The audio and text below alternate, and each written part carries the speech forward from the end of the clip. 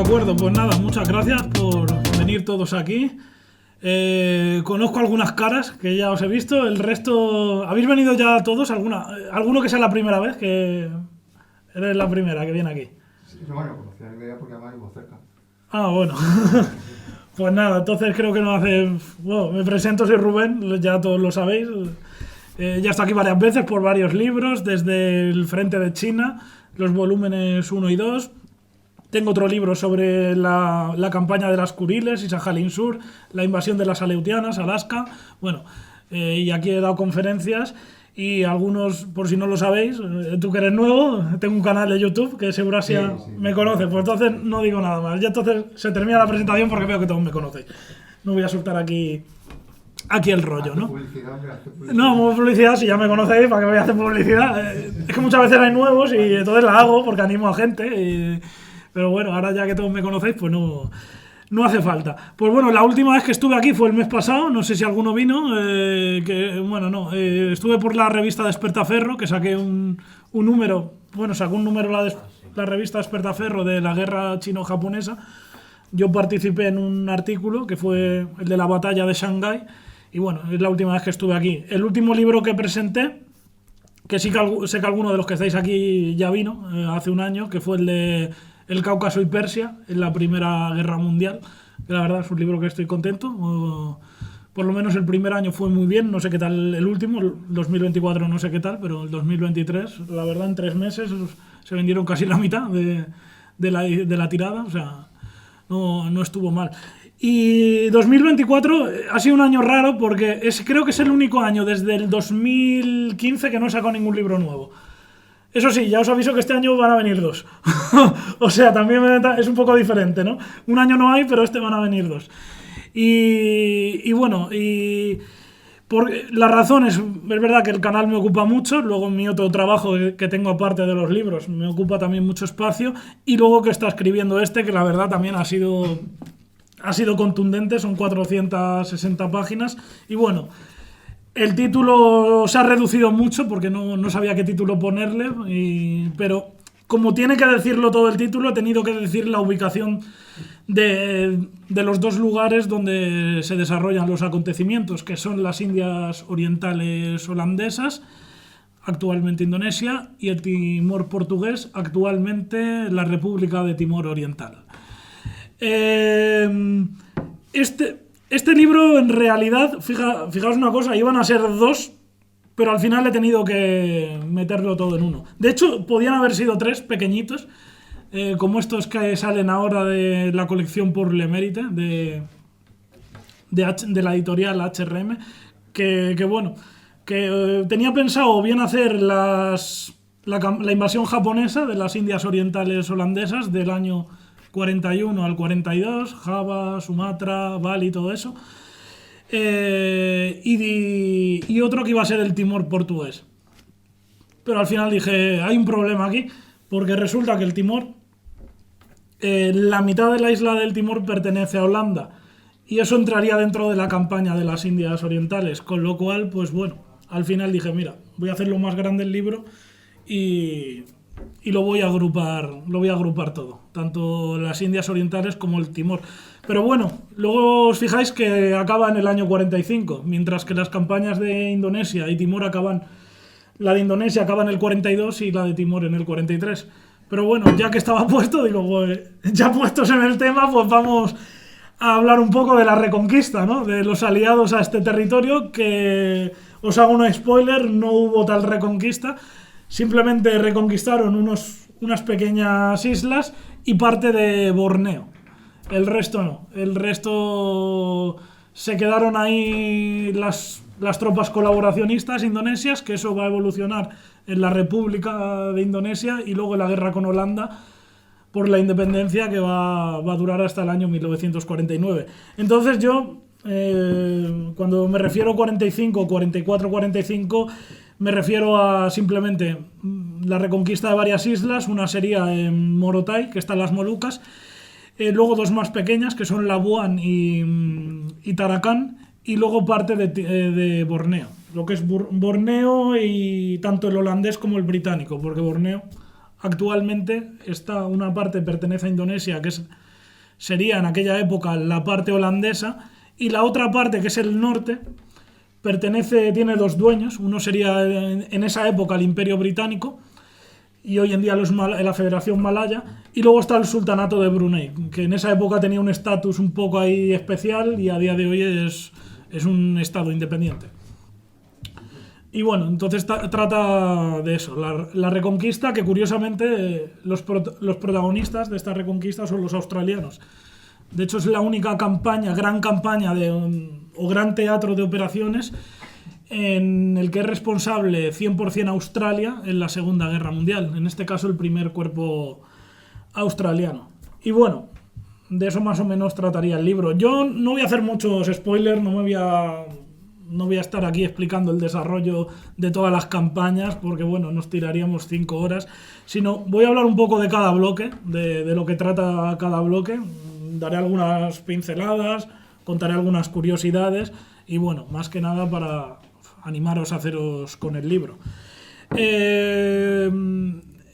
La obra tiene 5 bloques. El primero, que de hecho es el más extenso, trata lo que es la invasión de las Indias Orientales holandesas del año 41 al 42, la invasión japonesa, y también incluyo en este apartado al Borneo británico y al Sultanato de Brunei. Bueno, antes vamos a conocer un poco el entorno geográfico, porque bueno, doy por hecho que todos sabéis dónde está Indonesia, pero bueno, a lo mejor no os habéis fijado nunca, pero a nivel estratégico, ya no hablo de los recursos que tiene Indonesia, que son muy ricos, ya a nivel estratégico es un punto fundamental, porque yo lo compararía casi como con los montes Urales, que separa Europa de Asia, o eso dicen, ¿no? El Cáucaso en un lado y los montes Urales. Pues aquí lo mismo, esto separa Asia de Oceanía, o sea, 2 continentes. Y además separa dos océanos clave, que son el Índico y el Pacífico. Tiene costa, las islas de Indonesia tienen costas en los dos océanos.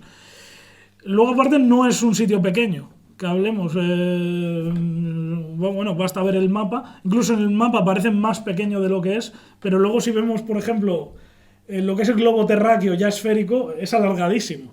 Tiene 4 franjas horarias, Indonesia. Tiene 5.000 kilómetros de longitud. Es una barbaridad. Y luego las islas, que ojo, vemos las grandes, pero hay pequeñas. Hay un total de 17.000 islas. Es el archipiélago con más islas del mundo. El segundo es Filipinas, que creo que son, si no me falla la memoria, unas 7.000 y pico. Creo que son 7.500 o así en Filipinas, incluyendo las pequeñitas. Pero bueno, o sea, es una locura.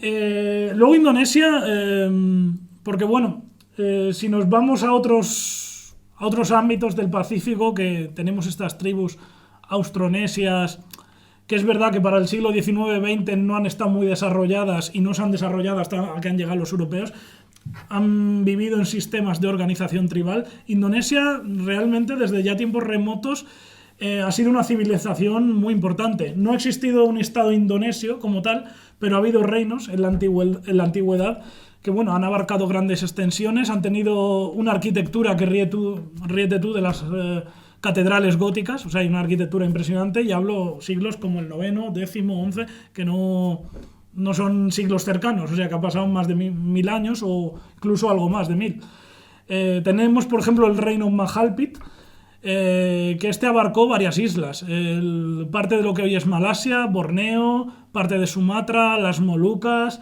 Java no, pero bueno, prácticamente el 70% de lo que hoy es la República de Indonesia abarcaría todo eso, el reino Mahalpit, y estamos hablando del siglo XII, o sea, era un reino gigantesco para la época.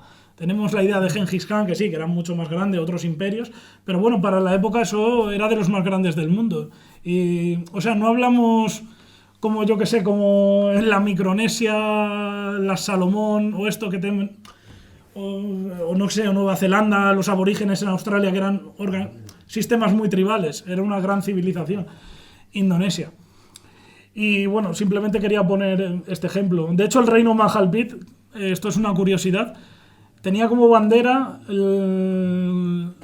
el trapo actual de Indonesia, que es el rojo y el blanco, o sea, la tela actual. O sea, la República de Indonesia tiene la bandera del reino Mahalpit, de este reino grande. O sea, que se puede decir en parte heredera, en muchos sentidos.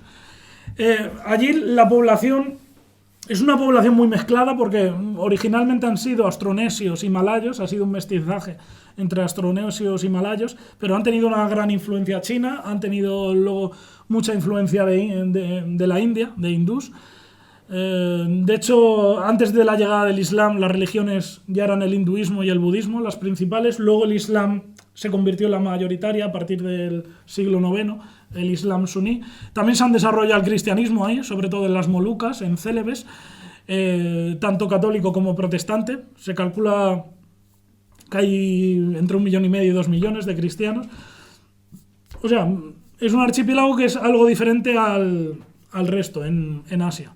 Claro, esto para ellos ha sido un trauma la llegada de europeos, porque una civilización tan rica, a ver, sin faltar al respeto, yo que sé, un masái que está en Kenia o un aborigen en Australia, que bueno, que sí, que te viene un colono ahí al lado de tu choza, vale, es una humillación, pero jolín, esto te lo hacen, yo que sé, al lado del Fuerte Rojo, en la India, que esa gran civilización, y de repente te vengan unos, y tú que has sido grande, que ves tus edificios históricos, y te venga un europeo a plantar la bandera, pues yo creo que es más humillante, pues... Para los insulares yo creo que también fue un poco humillante la llegada sobre todo de los holandeses. Los portugueses realmente establecieron enclaves comerciales en la zona de Banda, luego se retiraron y se recluyeron en Timor. Pero el resto del archipiélago que llegaron ahí los holandeses fue bastante una humillación. Empezaron estableciendo enclaves comerciales y bueno, luego ya militares. Y luego inventaron una cosa, los holandeses, que la verdad, es verdad, a Holanda le enriqueció mucho, pero para los autóctonos fue una desgracia, que fue el establecimiento de la Compañía de Indias Orientales, que bueno, hizo auténticas masacres ahí. Creo la masacre de Banda, que se rebelaron contra la explotación, la sobreexplotación de recursos. Se calcula que mataron a 15.000 personas los holandeses, y bueno, se calcula que también traficaron con unos 600.000 esclavos mientras estuvo eso en activo. Una vez se disolvió esta compañía, ya a partir del siglo XIX eso se optó por colonizar desde un punto de vista moderno, porque la compañía realmente había sido una especie de empresa privada, que tenía sus soldados, tenía hasta sus jueces propios, pero no pertenecían directamente al Estado holandés. A partir de aquí sí, ya se empieza a hacer una colonización al estilo decimonónico, ¿no? Como Francia, Gran Bretaña, etc. Y bueno, es una colonización que es muy costosa y que no se completa, muy sangrienta, también hay que decirlo, no se completa hasta 1914. Con lo cual, o sea, hasta la Primera Guerra Mundial, ahí se conquista el último territorio, que es el Sultanato de Aceh, que está al norte de Sumatra. Y con eso se acaba la colonización holandesa, que ha durado casi 300 años. Les ha costado muchísimo dominar totalmente el archipiélago, y la verdad les va a servir para poco, porque lo van a mantener 22 años. O sea, 300 años para mantener una colonia que te va a durar 22. O sea, el negocio redondo. El negocio redondo. ¿Por qué digo esto? Porque luego van a venir los japoneses. Aquí voy a decir una cosa. Una vez ya se consolida el poder holandés en estos principios del siglo XX, es verdad que siguen teniendo problemas internos. Aquí ya empiezan a surgir movimientos nacionalistas.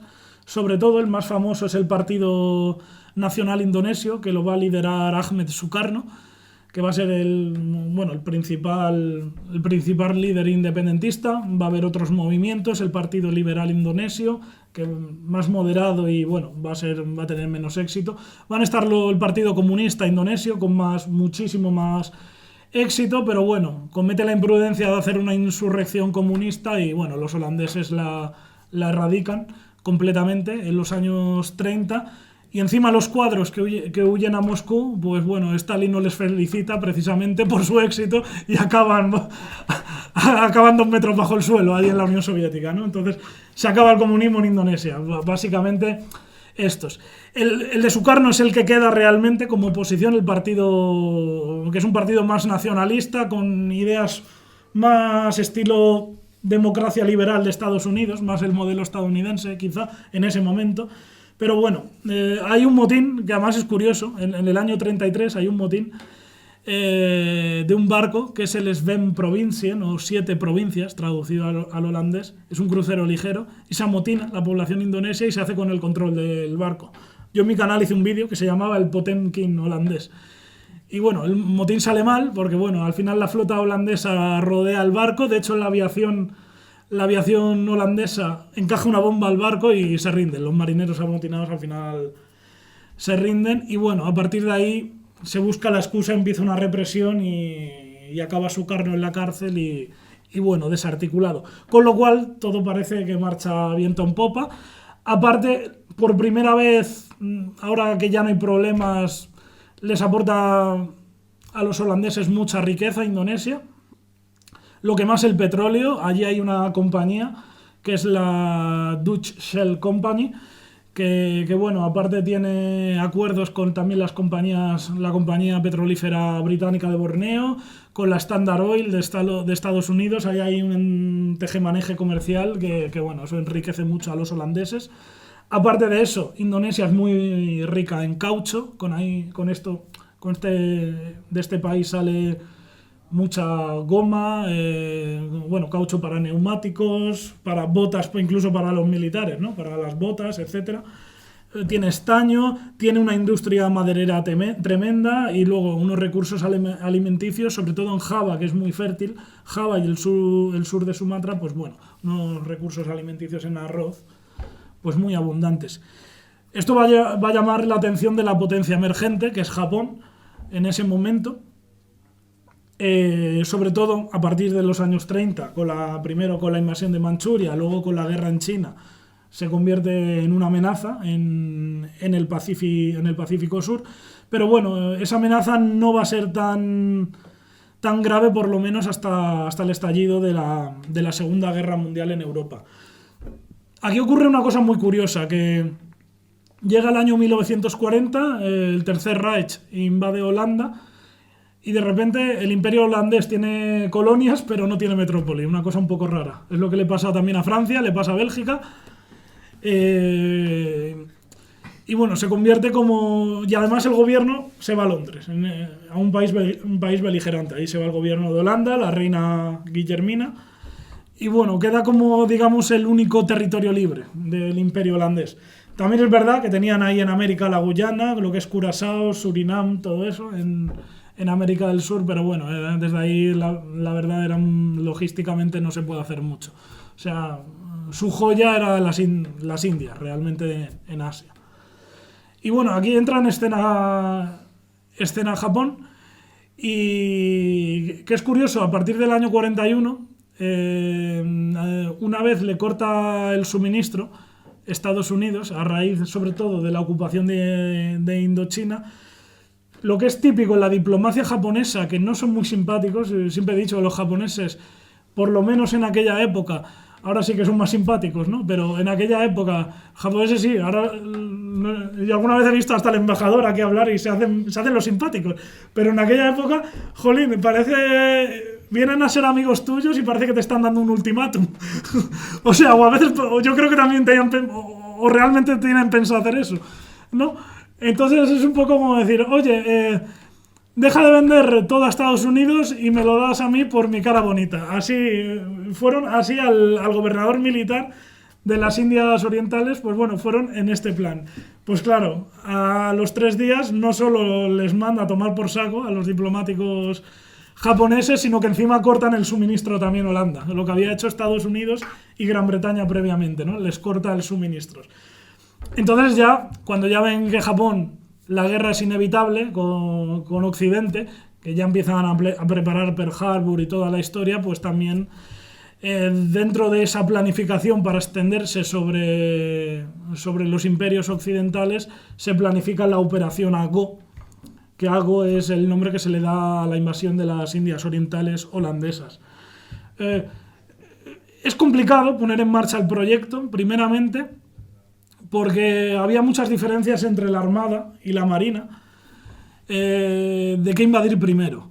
De hecho, hasta hay un momento que los representantes de la Armada y del Ejército se acaban levantando de las mesas de planificaciones, y a los pocos días tiene el emperador Hirohito que insistir y volverlos a sentar para que se pongan de acuerdo. Porque unos querían ir antes a las Indias Orientales, otros querían más tarde, otros querían, bueno, invadimos unas islas pero dejamos estas para el final.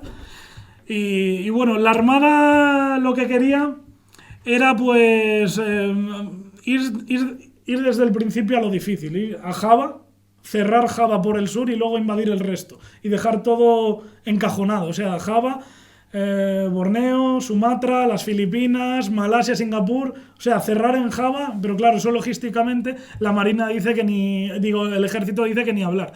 El ejército, que vamos a hacer en orden. Primero las Filipinas, luego Malasia, luego Singapur, luego damos el salto.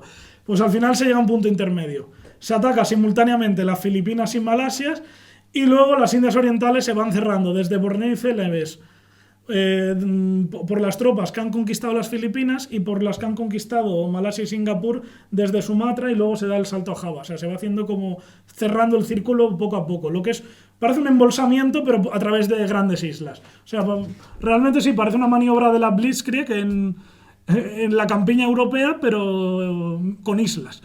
O sea, y se tiene que hacer más despacio, obviamente, porque son cadenas de muchos territorios insulares, y logísticamente obviamente es mucho más complicado. Esto se le da el nombre de Operación Ago, que bueno, para toda la conquista de este vasto territorio, que son varios países, se emplean 1.200.000 soldados. Esto incluye Malasia, Birmania, o sea, todo. La agrupación elegida es la Sur, de Terauchi, Hisaichi Terauchi, el general. Y bueno, como he dicho, es 1.200.000 soldados, y para mí a nivel logístico y de éxito es de las mejores operaciones militares de la historia. Por la dificultad logística, creo que ha sido de las más difíciles de toda la historia a nivel logístico, porque es un territorio inmenso. O sea, es lanzar una ofensiva en un territorio inmenso que es prácticamente el tamaño de un continente, y luego de que tiene un éxito total y absoluto. O sea, que se completa en tiempo récord. O sea, que luego Estados Unidos, con muchísimos más recursos, sí, va a tener éxito, pero conquistando espacios mucho más pequeños y poquito a poquito. O sea, pero esto con unos recursos menores, o sea, es una cosa impresionante lo que conquista Japón vamos, es que en toda la historia no ha habido nada igual. O sea, nada. Y encima hablamos que se tienen que aquí combinar tropas terrestres, aéreas, navales y también paracaidistas. Van a utilizar los japoneses paracaidistas a gran escala, por primera vez. Los habían utilizado en China para batallas así de menor importancia, pero aquí van a ser a gran escala, o sea, fuerzas aerotransportadas. Es una operación asombrosa. ¿Qué decir? Bueno, pues de esta operación tampoco me voy a alargar mucho, porque para eso tenéis el libro. Pero bueno, el primer objetivo es el Borneo británico, porque era el más cercano. Que bueno, hay varios desembarcos, uno de ellos en Miri, y bueno, esos son simplemente, no tiene más, son desembarcos anfibios, derrotan fácilmente a las tropas británicas, y de ahí empiezan a dar el salto a otros puntos del Borneo holandés. Ahí, normalmente estas grandes islas no se conquistan con un solo desembarco, sino que todas van a tener una tendencia similar. Desembarcos en varios puntos, a veces simultáneos, a veces con días de diferencia. Por ejemplo, en Borneo hay desembarcos en un islote pequeño, que es Tarakan, luego Balikpapan, y poco a poco Borneo, que es una isla bastante grande, pues bueno, se va a ir cerrando hasta que ya vayan arrinconando en el interior a tropas holandesas y británicas, y por una cuestión logística se acaben rindiendo, porque se quedan aisladas en la selva, sin municiones, sin nada, y simplemente por el paso del tiempo se acaban rindiendo miles de tropas. A destacar, otra de las islas a destacar sería Celebes. Aquí esta me llama la atención porque se hace una gran operación paracaidista. Ahí en Celebes, al norte, hace como una península que tiene como una forma de salchicha doblada. Se llama la península de Minahasa, se llama, y ahí hay una plaza fuerte holandesa, que era Manado, y ahí se hacen 2 operaciones. Una dura un día y otra al día siguiente. 2 operaciones de salto. Y la verdad es un éxito. Tiene bajas los japoneses, pero bueno, en la primera llegan a tomar el aeródromo y llegan hasta... Tenían unas tanquetas blindadas, los holandeses. Llegan a poner 2 fuera de servicios, las arreglan y empiezan a utilizarlas los holandeses contra los mismos japoneses hasta que llega un momento que quedan arrinconados y bueno, gracias a que al día siguiente lanzan una nueva oleada y encima había un lago cercano y aterrizan hidroaviones en el lago que desembarcan tropas armadas también, consiguen retener eso y esperar al grueso de tropas desembarcadas en las playas que tardan 2 días en llegar. Que estaban mucho más lejos las playas porque por una cuestión geográfica era difícil desembarcar cerca del aeródromo. Esta es así, una que me llama la atención. Hay otra que es Ambon, que es una isla pequeña, que son así desembarcos. Esta le he dedicado un capítulo entero porque bueno, son varios desembarcos simultáneos y es interesante. En estas operaciones sobre todo participa la Riku Sentai, que eran tropas de élites, que eran la infantería de marina japonesa, que eran tropas muy curtidas y probablemente de las más veteranas. Habían estado en los peores sitios. Habían estado en las batallas de Shanghái, en China, en las 2, que eran muy cruentas, que habían sufrido bajas, eran tropas acostumbradas a quedarse aisladas en batalla y salir de apuros por sus propios medios. O sea, eran de las mejores tropas que tenían realmente para esta operación y la verdad fue un acierto ponerlas al frente porque se encontraron un enemigo que era mucho más fácil que, por ejemplo, los chinos. O sea, los chinos les dieron inmensamente muchos más quebraderos de cabezas que no los holandeses o los británicos, que eran tropas que enseguida se desmoronaban, huían o se rendían directamente. Otra operación curiosa sería Sumatra. Sumatra también hay un salto masivo de paracaidistas en la zona más al sur, que es Palembang, que allí de estratégico había varios objetivos. Uno era un aeródromo, había Palembang 1 y luego había otro que era Palembang 2, pero Palembang 2 no se enteraron de su existencia los japoneses hasta que aterrizaron los paracaidistas y lo vieron un poco ahí más lejos. Lo habían camuflado los aliados, pero bueno, al final también lo consiguieron tomar. Y aparte ahí había 2 refinerías. Una no consiguen evitar que la destruyan, los holandeses la incendian, pero hay una que la toman intacta. Y aparte de esta, hay una batalla espectacular porque, yo no lo he dicho, pero el ejército holandés que había allí no era el ejército metropolitano. El ejército metropolitano era ejército real holandés, era el que se había rendido en 1940 a los alemanes, pero luego estaba el de las colonias, que era el Ejército Real Holandés de Indias, que siempre en los libros suele aparecer con las siglas. Yo lo he puesto así para no repetir este rollo constantemente, lo he puesto con las siglas del NIL, que es KNIL.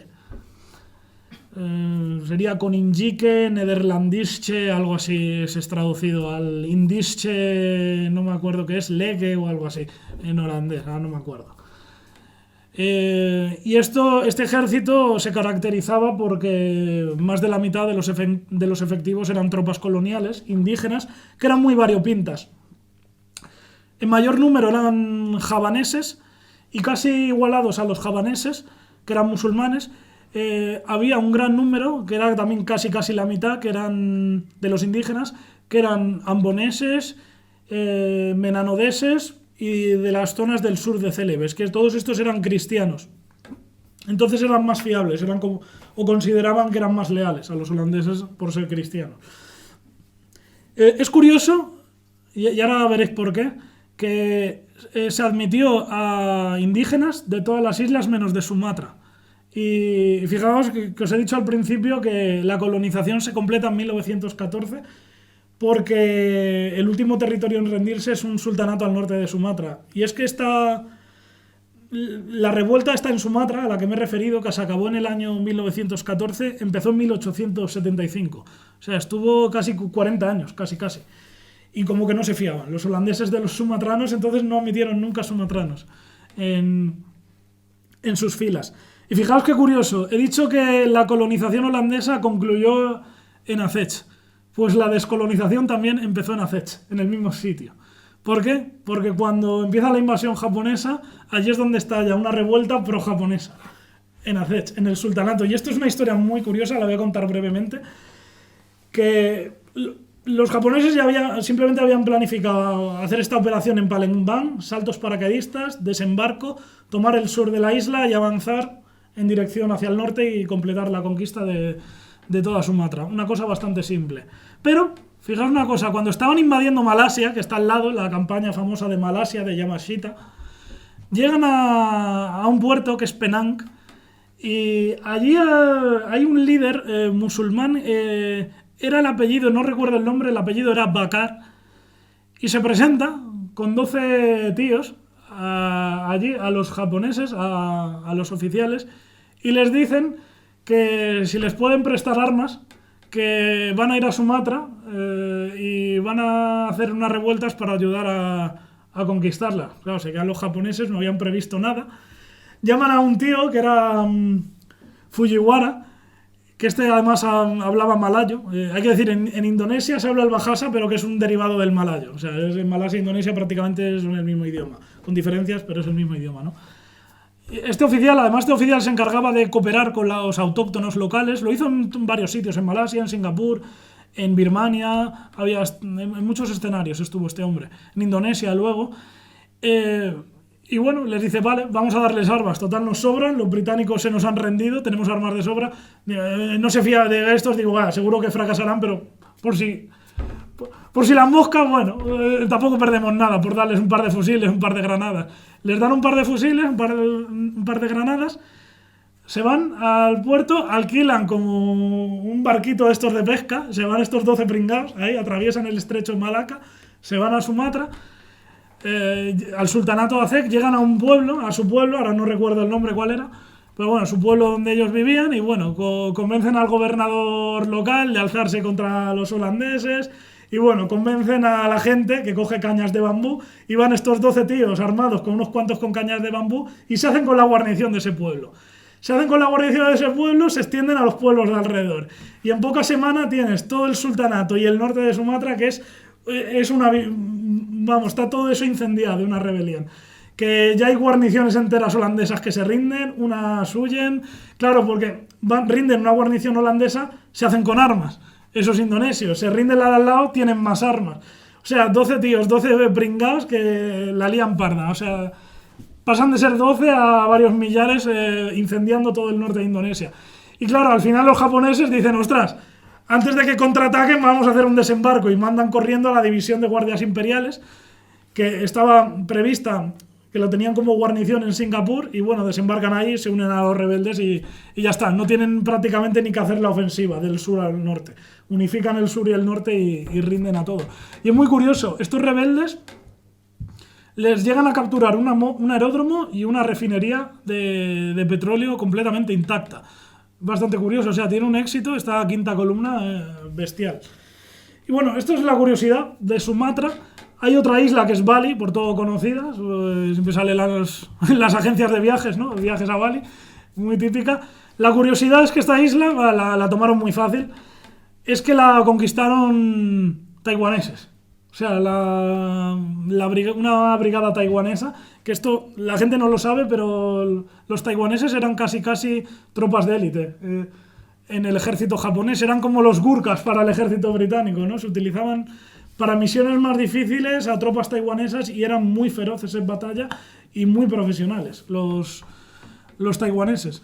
Normalmente se tiene esa idea de que es un pueblo colonizado, a ver, sí, en 1895, pero para la Segunda Guerra Mundial llevaba más de 40 años siendo territorio japonés, y todas estas tropas que entraban estaban ya adiestradas en costumbres japonesas, pero se respetaban las costumbres ancestrales de este pueblo. De hecho, hay aborígenes en Taiwán, aparte de la gente de la población china, y los aborígenes les estaba permitido hacer sus propios rituales en el ejército japonés, llevar sus propias armas blancas, que ya no recuerdo el nombre, pero tenían sus propios cuchillos, y eran tropas muy aguerridas.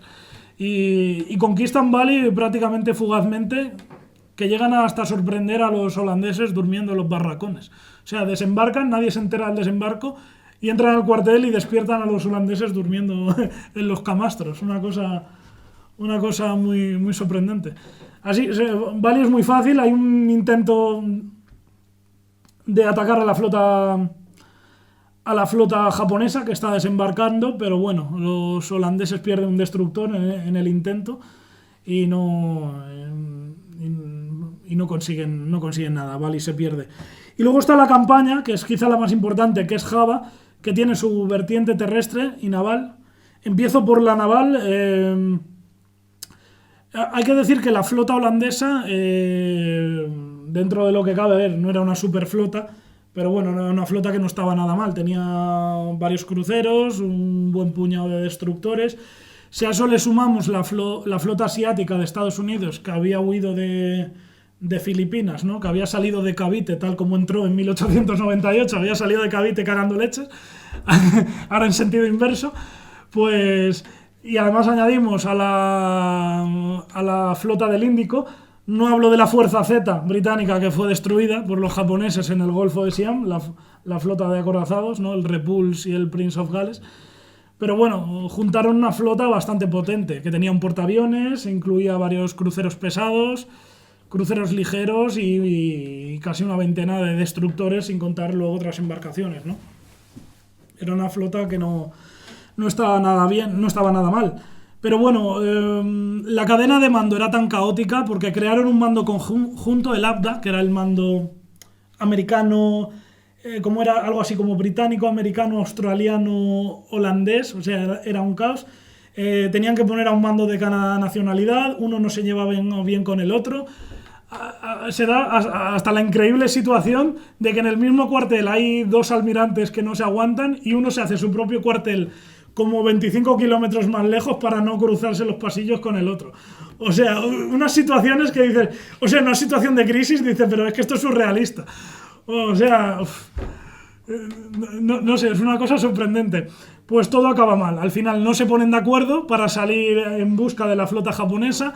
Dividen las flotas, una locura, teniendo en cuenta que la flota japonesa era muy superior. Y además se permitía, la propia flota también dividió sus fuerzas, pero aún así se lo podía permitir porque seguía siendo enorme. Hay que entender que acaban de anular a la flota estadounidense en Pearl Harbor y a la británica, a la Fuerza Z en el Golfo de Siam. Pero bueno, el caso es que la dividieron. Y además ponen al mando a un almirante un poco incompetente que era Karel Doorman, que encima no se llevaba bien con su superior, que era Conrad Helfrich, que estaba al mando del ABDA, era otro holandés. No se llevaban muy bien. Encima habían obtenido los puestos denunciando al anterior mando, que era americano, que le acusaron de que era un corrupto. O sea, era todo un lío, era un caos de mando. Luego el líder simbólico era Archibald Wavell, que encima, en vez de estar ahí, estaba en la India y no se enteraba de qué narices pasaba en Indonesia. O sea, era un despropósito todo lo del mando aliado allí. Era un chiste, era un meme, la verdad, como diríamos ahora. Y bueno, este Karel Doorman no se llevaba bien con Helfrich, no se contaban todo, uno sale a la mar, los informes no se los enviaba completo, el otro no daba órdenes claras. Y bueno, hay una locura cuando empiezan los primeros contactos con la flota japonesa, que hace una locura Doorman, que dices que qué narices estaba pensando, que lo que hace, cuando tiene más o menos, se huele que puede estar la flota japonesa cerca, ordena a todos los hidroaviones a despegar, por miedo a que si disparan los japoneses se incendien los hidroaviones y eso incendia los barcos, ¿no? Entonces renuncia a los hidroaviones, con lo cual se queda a ciegas, ya no tiene reconocimiento. Empieza a navegar a ciegas cuando tienes constancia de que está la flota japonesa cerca. Claro, la flota japonesa pone el aire a sus aviones, pero para localizar el enemigo. El otro los pone en el aire para que se vayan a Java y aterricen en un helipuerto y se queden ahí. O sea, una cosa un poco sorprendente. ¿Quién gana la partida? Pues ganan los japoneses, que localizan a la flota aliada. Y aquí tenemos la batalla del mar de Java, que bueno, tampoco voy a describirla mucho, simplemente que bueno, ya empieza mal para los aliados, porque antes de empezar la batalla se meten en un campo de minas plantados por ellos mismos y ya pierden un destructor. Eso para empezar. Adiós destructor. Luego encima llegan los japoneses, que tenían más información, se despliegan correctamente y bueno, ya les hunden los dos principales buques, que son el Java y el De Ruyter, los dos principales cruceros holandeses. La flota retrocede. Cuando retrocede, vuelve a puerto, pero en puerto se le ordena otra vez volver a salir, esta vez para intentar escapar.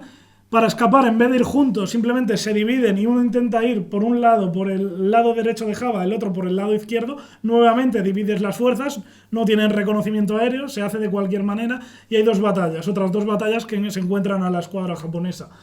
Uno es el estrecho de la Sonda, en el que es hundido un crucero americano. Ahora no, el nombre era se me ha ido de la cabeza. El Houston, el crucero pesado Houston y el crucero ligero australiano Hobart.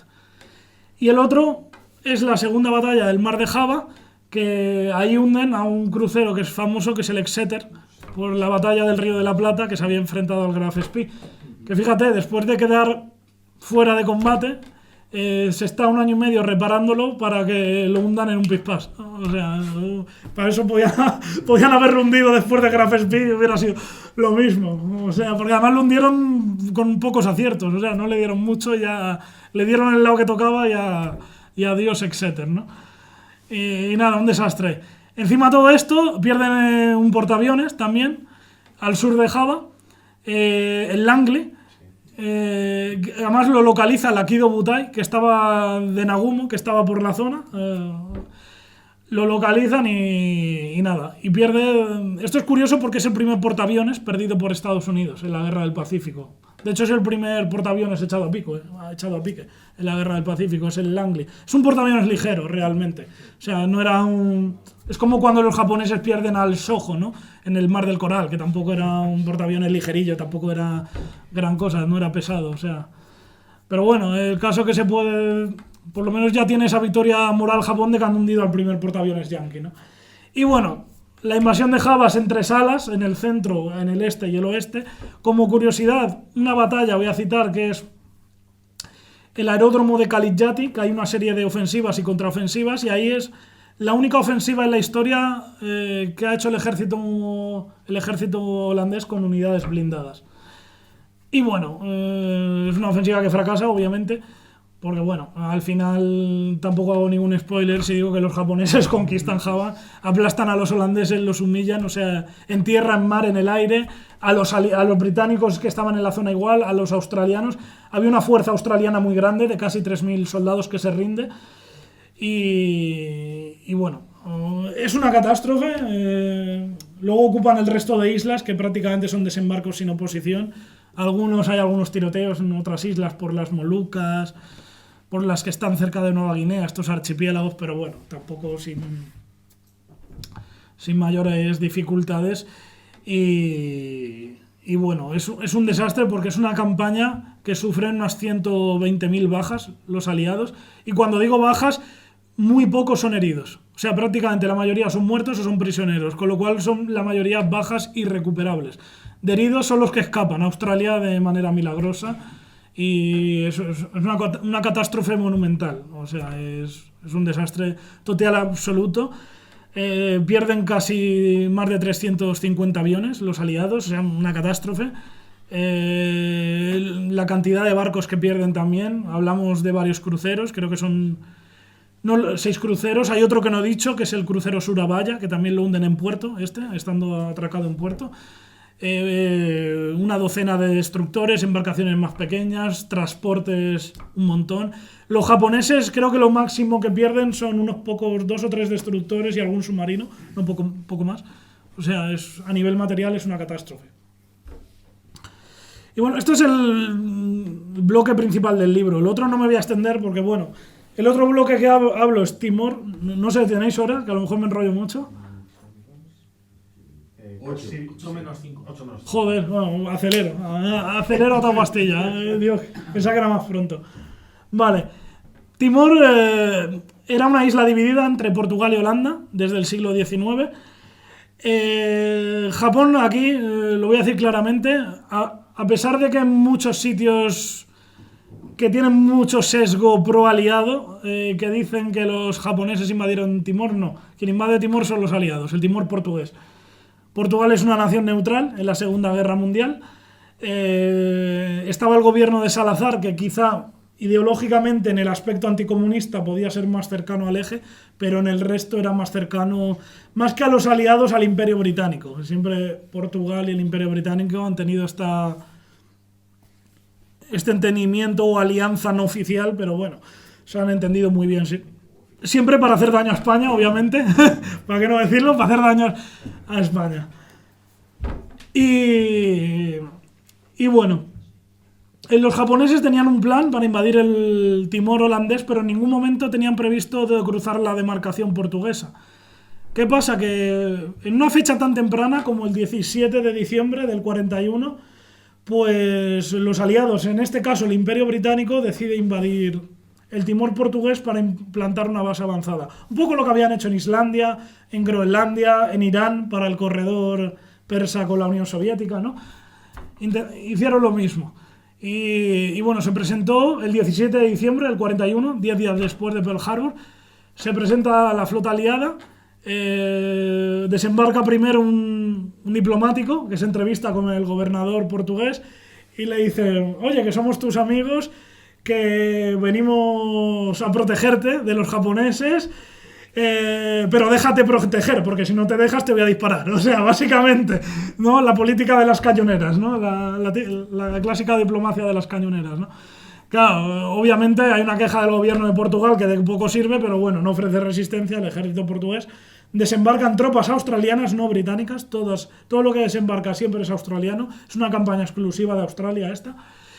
Y bueno, a partir de ahí, y esto se ha sabido por documentos, porque en la historiografía, sobre todo la más antigua, siempre se echa la culpa. Es que Japón invadió el Timor portugués, qué malos. No, porque no lo invadieron, he dicho que lo invadieron los australianos, pero además intentaban justificar que es que querían invadirlo. Pues no, ahora se ha desclasificado documentos desde Japón y les pilló completamente por sorpresa a los japoneses aquellos. No habían previsto invadirlo nunca, o sea, al final hicieron un plan sobre la marcha, improvisado sobre la marcha, porque se presentaron los aliados. Entonces, claro, les plantaron una base aérea allí, tenían que neutralizarla sí o sí, no les quedaba más remedio porque estaba en su ruta con el Pacífico Sur y tuvieron que ir. Y entonces sí, invaden simultáneamente los dos sitios. Hay un desembarco que es en Dili, que no sé para qué fueron los australianos, porque los derrotaron la primera noche. Los australianos les pegaron la paliza de su vida. Sí, resistieron, se llevaron a algunos japoneses por delante, hay que decirlo. En un aeródromo les provocaron bajas a los japoneses, pero bueno, duraron una noche, no más. Y ya se fueron a la jungla. Y en el otro lado, en Caoepang, que es la parte holandesa, ahí hicieron otra operación paracaidista, que fue un éxito también. Cogieron desprevenidos a los holandeses por la retaguardia y conquistaron la colonia holandesa mucho más fácil que la portuguesa, porque la portuguesa van a resistir los aliados más de un año ahí. Entonces, ¿qué ocurre? Los australianos se replegan hacia la selva y los holandeses desde la parte occidental se meten en el Timor portugués y se unen a los australianos. Y hacen ahí una guerrilla. Y no en un lugar cualquiera, sino en la zona más central, que es una población que está mezclada entre timorenses, que son aborígenes austronesios con religiones típicas tribales de allí, con sus dioses autóctonos, que van con sus amuletos, con sus plumas, con sus taparrabos, van así, los timorenses. Hay alguna foto que, o sea, parece sacado de alguna novela de Julio Verne, o sea, el típico tío con taparrabos, ¿no? Y luego está la otra parte, que son cristianos, o sea, es una mezcla. Entonces ahí se pueden apoyar en la población cristiana. ¿Por qué? Porque los japoneses lo que hacen es, para desalojar a los aliados de allí, llaman a la insurrección de los timorenses, de los indígenas, de los que no son cristianos. Entonces se alzan en armas y se unen a los japoneses y empiezan a atacar a los otros. Los aliados hacen lo mismo con los otros y empieza una guerra interétnica, pero que es una guerra bestial, que recuerda un poco a lo que pasó en Yugoslavia en el 41 con los ustachas, los chetniks, los no sé qué. Aquí hay unas matanzas bestiales, o sea, ya no hablo de ejecuciones rápidas, sino de además torturas, desmembramientos, aldeas arrasadas, una violencia que hasta los propios australianos, los propios portugueses y los mismos japoneses se quedan sorprendidos de la violencia de los timorenses de unos con otros. También se atacan los que van con Japón, atacan a los australianos, los que van con los australianos a los japoneses, y es una guerrilla brutal que dura un año, hasta el 43.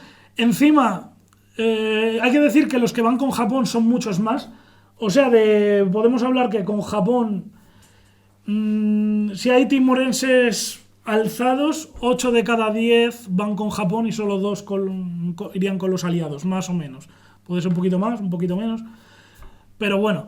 Pero aún así la guerrilla es un éxito, los australianos tienen buen armamento, son comandos los que están ahí, no son tropas de infantería, son comandos la mayoría de australianos. Reciben también comandos desde Darwin, porque desde la ciudad de Darwin australiana hasta Timor no hay mucha distancia, pueden llevar suministros vía aérea. Y bueno, dura muchísimo. Encima los timorenses que van con Japón se organizan en unas milicias que son las columnas negras, que bueno, destacan por su violencia y por su barbarie, y llegan obviamente a atacar a la población portuguesa que era neutral, ¿no? De hecho matan a muchos portugueses y ya el ejército portugués que está en la zona ya decide lanzar una ofensiva contra estas columnas negras. Y les dice tanto a los... Esto es muy curioso, lo comento en el libro, hablo de esta ofensiva. Llama a los mandos, el general portugués al cargo de la operación llama tanto a los mandos japoneses como a los australianos. Y dice, mirad, de este área, en este perímetro, dejad de pelearos, apartaos que voy a ir yo, que me están tocando las narices vuestros timorenses y me lo voy a cargar a todos. O sea, que apartaos, porque si encuentro uno de vosotros por ahí también me lo cargo. Y los australianos, los japoneses apartan y lanzan una ofensiva a Portugal. En agosto del 42 es esto. Y bueno, tiene más o menos éxito. Y bueno, también es curioso porque había muchos en Timor, había muchos anti-salazaristas que estaban allí cumpliendo pena. Tenían como una especie de deportación. Porque bueno, el régimen salazarista, hay que decirlo, era más suave que el de otros regímenes en Europa y no siempre encarcelaba. A veces te mandaba una especie de exilio forzoso, pero en Timor, que no es agradable, pero jolín, te puedes mover con libertad por ahí. Dentro de Timor por lo menos te podía mover con libertad. Entonces ahí se crea una brigada que le llaman la Brigada Internacional, luego se da la Brigada Roja, que eran esto, pues gente de izquierdas y hacen como una especie de brigada antifascista, también combate ahí del lado de los... Se une también a los australianos y a los holandeses y es muy curioso. Es una guerra que es muy curiosa porque involucra un montón de partes implicadas y dura hasta el 43 prácticamente. Y este es otro de los grandes bloques del libro, del Timor, que es un gran desconocido. El otro bloque del libro, ya no me extiendo más, simplemente decir que es la ocupación, la vida bajo la ocupación japonesa en las Indias Orientales.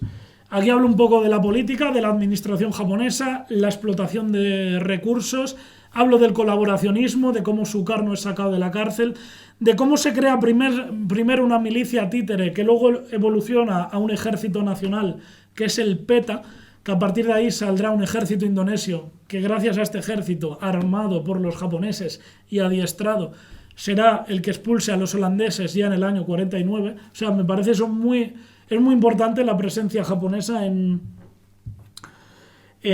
Indonesia. Y bueno, hablo un poco también de los crímenes que comete Japón, no tan graves como en otros sitios. Lo que sí que la sobreexplotación de recursos y un sistema de esclavos que se llamó el sistema Romusha, que es un sistema de trabajos forzosos que sacan a muchos campesinos de sus tierras para ponerlos a trabajar construyendo infraestructuras, ferrocarriles y defensas para las playas. Pues bueno, esto sumado al bloqueo aliado, a los bombardeos despiadados también por parte de Estados Unidos y Gran Bretaña, pues bueno, propician una hambruna. Y se calcula que por todas estas causas, al terminar la Segunda Guerra Mundial, Indonesia tuvo unos 4 millones de muertos, con lo cual la convierte en el sexto país con más muertos de la contienda. Creo que es el sexto. Sería la Unión Soviética el primero, China, Alemania, Polonia e Indonesia. Sería el quinto país con más víctimas mortales de la Segunda Guerra Mundial. Indonesia. Pues bueno, esto es lo que trata este apartado. El siguiente, lo he dicho al principio, trata la reconquista de Indonesia. Solo una isla se va a encargar de liberarla, Estados Unidos, que es Morotai, que está en las Molucas. De hecho, hay una pelea entre tanto los mandos australianos y holandeses por un lado como los estadounidenses, porque los holandeses querían que no se liberase las Filipinas y que primero se reconquistase Indonesia, obviamente su colonia. Los australianos ya estaban hartos de tener a los japoneses ahí al lado que les bombardeaban algunas ciudades con la aviación.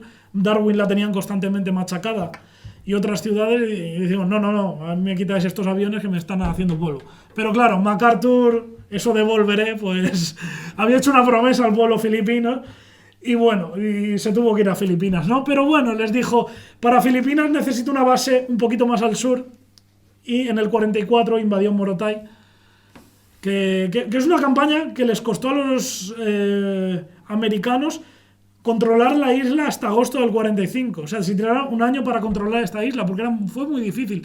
Una isla que curiosamente también estuvo defendida por taiwaneses. El 70% de tropas fueron taiwaneses. De hecho, hay un soldado que permanece en esta isla hasta el año 1975, que fue el último, y que no es japonés, que es taiwanés. Que de hecho luego volvió a Taiwán.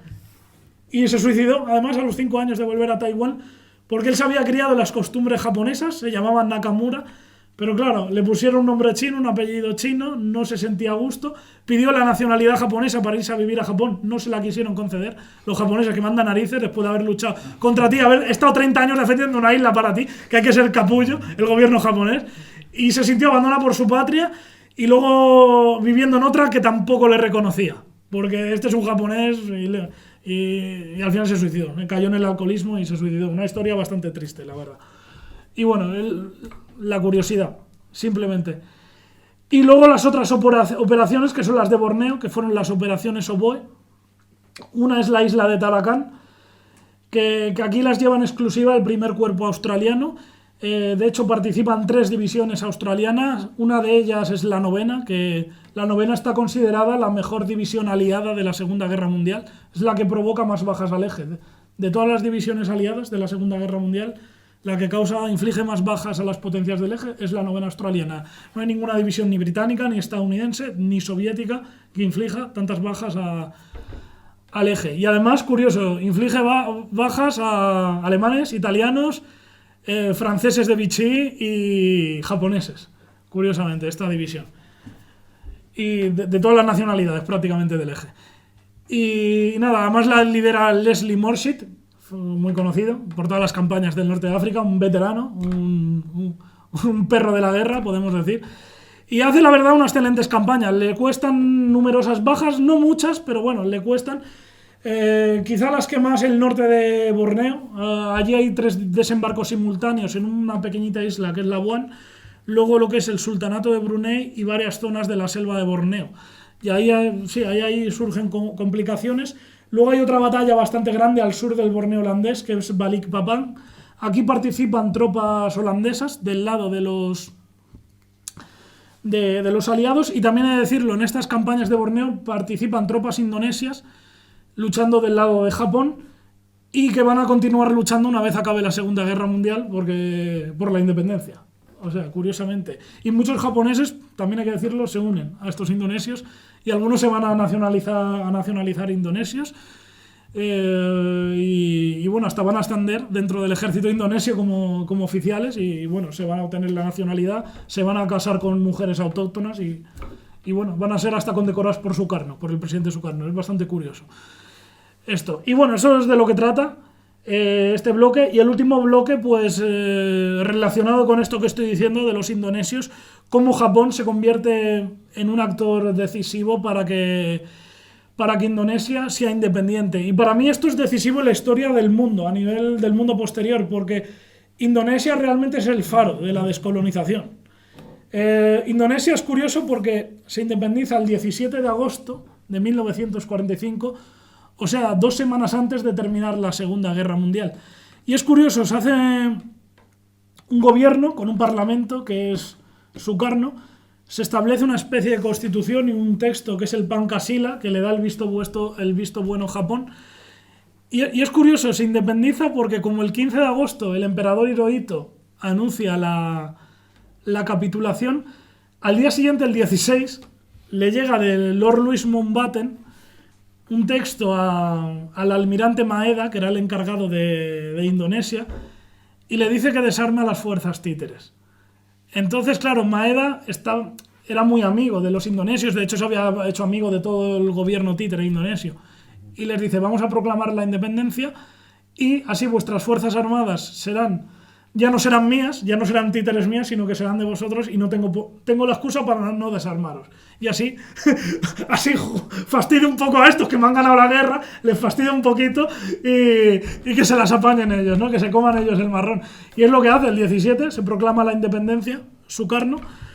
Además reconoce Japón, y esto es muy curioso porque es un gobierno aprobado por Japón, reconocido por Japón, que prácticamente han hecho los japoneses junto a estos independentistas indonesios, y es un régimen que sigue a día de hoy. Y yo es lo que digo, es una curiosidad, si vais a Indonesia estaréis visitando la última potencia del eje que todavía existe a día de hoy, que todavía no ha sido conquistada a día de hoy. O sea, realmente es así, es la última potencia del eje que no ha sido conquistada. Y bueno, esto es decisivo porque es lo que comento. El ejército indonesio, que era el PETA, se convierte en las nuevas fuerzas armadas de Indonesia. El almirante Maeda, cuando le dice Mountbatten, oye, ¿por qué no les has desarmado? Ah, no, es que es de la nueva nación esta que ha existido, es el ejército. A mí me has dicho el ejército títere, pero ahora es el ejército de ellos. Yo, según las cláusulas que me has puesto aquí, yo me lavo las manos, ¿no? Ven tú y les desarmas tú, y ya está. Y que tardaron 2 meses en venir, porque claro, las tropas británicas tuvieron que desarmar primero a las tropas japonesas en Birmania, luego ocupar Tailandia, desarmar a las que estaban en Malasia, en Singapur, y luego dar el salto ya a Sumatra, Java, etcétera, etcétera, etcétera. Cuando ya desembarcan en Java, se encuentran un ejército indonesio armado en Surabaya. De hecho, que hay una batalla bestial en Surabaya, que es entre octubre y diciembre del 45. Es la primera gran batalla después de la Segunda Guerra Mundial, la primera gran batalla que hay en el mundo. Y bueno, y ahí empieza la descolonización realmente. Indonesia es el primer país que se descoloniza, y luego va a ser el faro de todos, de la India, de Pakistán, de Indochina, que empieza también ese mismo año 45, el Viet Minh, todo eso. No es casualidad que cuando hay la conferencia de Bandung en el año 1955, que es de las conferencias más importantes de la historia, junto con el Congreso de Viena, con el Congreso de Berlín, con las conferencias de paz de Versalles, o Teherán y Yalta, o Potsdam, o sea, está al nivel de estas conferencias. Es la primera, esta conferencia, en la que no hay hombres blancos ahí. Todos son de países asiáticos, africanos. Y es curioso, quien preside esa conferencia es Sukarno, realmente, porque ha sido el que ha guiado, ha sido el faro de la descolonización. Y Japón y todas estas campañas que explico en el libro tienen una importancia capital en ello. O sea, Japón, para concluir, decir que hizo un kamikaze exitoso, que inmoló su propio imperio, pero al inmolar su propio imperio se llevó por delante el de todos los demás.